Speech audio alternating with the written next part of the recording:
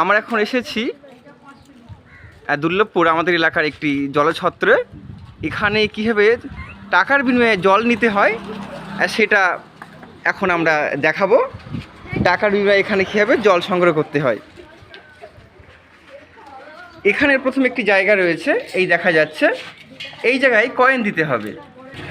এই কয়েনটা দেওয়া হচ্ছে।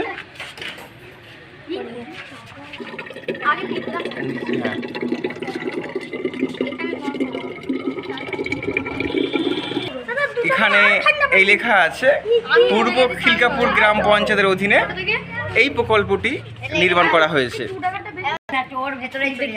এখানে আরেকটি ব্যাপার রয়েছে, এটি ছোট একটা আমরা দিচ্ছি। এটি এমন একটি সেন্সর লাগানো, এই ছোট একটাকে অ্যালাউ নয় বলে ফেরত চলে এলো। এই হচ্ছে জলছত্র। এটা 2023-24 বছরে নির্মাণ করা হয়েছে।